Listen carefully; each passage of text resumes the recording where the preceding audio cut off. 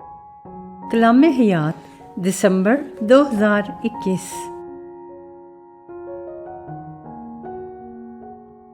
اور مبارک ہے وہ جو ایمان لائی، کیونکہ جو باتیں خداوند کی طرف سے اس سے کہی گئی تھیں وہ پوری ہوں گی۔ اس ماہ کا کلام حیات بھی ہمیں ایک مبارک بادی پر عمل کرنے کی دعوت دیتا ہے۔ یہ ایک خاتون بنام السبات کا ایک پرمسرت اور الہامی سلام ہے، ایک دوسری خاتون کے لیے جس کا نام مریم ہے اور جو اس کی مدد کے لیے پہنچی ہے۔ دونوں ایک بچے کی امید سے ہیں اور دونوں کا خدا پر بہت بڑا ایمان ہے، اور دونوں نے خدا کے کلام کو قبول کیا اور اپنے چھوٹے پن میں اس کی حیات بخش قدرت کا تجربہ کیا ہے۔ لوکا کی انجیل میں مقدسہ مریم پہلی بابرکت اور مبارک خاتون ہے جو خدا کے ساتھ قربت کی خوشی کا بڑا تجربہ کرتی ہے۔ اسی مبارک بادی کے ساتھ انجیل نویس اس حقیقت سے واقف کرواتا ہے کہ ایمان سے خدا کو قبول کرنے کی کیا اہمیت ہے۔ یعنی جب خدا ہماری طرف پہلا قدم بڑھاتا ہے اور انسان آزاد مرضی سے اس کو ہاں کہتا ہے تو اس کا کیا نتیجہ ہوتا ہے۔ اور مبارک ہے وہ جو ایمان لائی، کیونکہ جو باتیں خداوند کی طرف سے اس سے کہی گئی تھیں وہ پوری ہوں گی۔ مقدسہ مریم ابراہیم اور اس کی نسل سے کیے گئے ابدی وعدے پر سچا ایمان رکھتی ہے۔ وہ اپنی ہستی میں خالی اور حلیم ہے، اور الہی کلام سننے کے لیے اس کا دل اس حد تک کھلا ہے کہ خدا کا کلمہ خود اس کے بطن میں مجسم ہو کر بنی نوع انسان کی تاریخ میں داخل ہو جاتا ہے۔ مقدسہ کنواری مریم کی کنواری مادریت کا تجربہ کوئی اور نہیں کر سکے گا، لیکن خدا کی محبت پر اس کے بھروسے کی تقلید ہم سب کر سکتے ہیں۔ اگر ہم پاک کلام کو کھلے دل سے قبول کرتے ہیں تو اپنے وعدوں کے مطابق وہ ہمارے اندر بھی مجسم ہو سکتا ہے، اور ہماری زندگی کو بطور شہری، ماں اور باپ، طالب علم، بطور ملازمین اور سیاستدان، نوجوان اور بزرگ، صحت مند اور بیمار کی حیثیت سے بھی پھلدار بنا سکتا ہے۔ اور اگر ہمارا ایمان ڈگمگانے لگے جیسا زکریا کے ساتھ بھی ہوا تھا تو ہمیں کیا کرنا چاہیے؟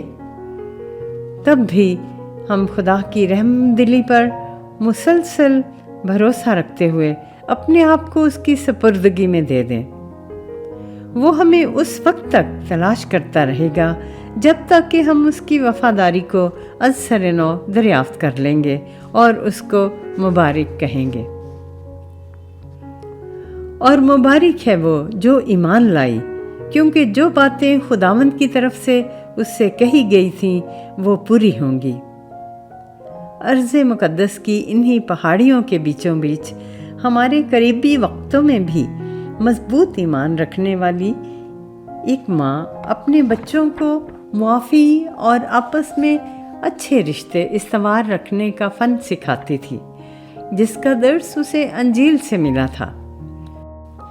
مارگریٹ بتاتی ہیں، میری امی نے ہم بہن بھائیوں کو جو ہمسایوں کے بچوں سے رد کرنے والے الفاظ سے رنجیدہ تھے کہا، وہ بچے جو تمہیں تنگ کرتے ہیں ان کو گھر بلاؤ۔ اور پھر امی نے خود اپنے ہاتھوں سے روٹی بنا کر ان کو دی جو وہ اپنے گھروں میں بھی لے کر گئے۔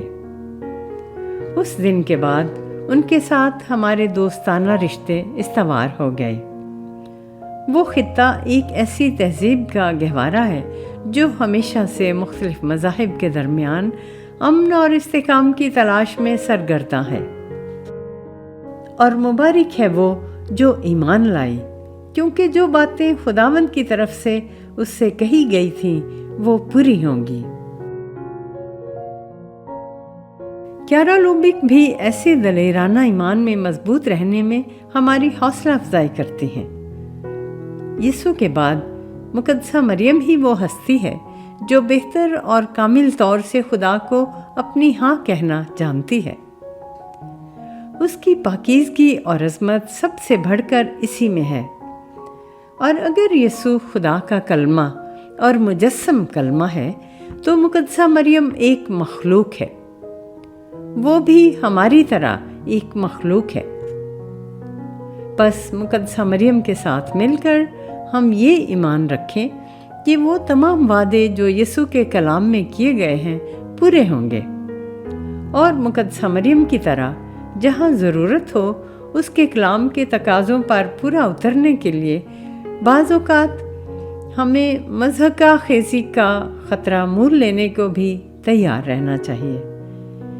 जो कोई कलाम मुक़द्दस पर ईमान रखता है उसके साथ बड़े और छोटे वाक़यात रोनुमा होते रहते हैं जो हमेशा शानदार होते हैं। इस हकीकत को साबित करने के लिए ऐसे वाक़यात से भरी बहुत सी किताबें शाया की जा सकती हैं।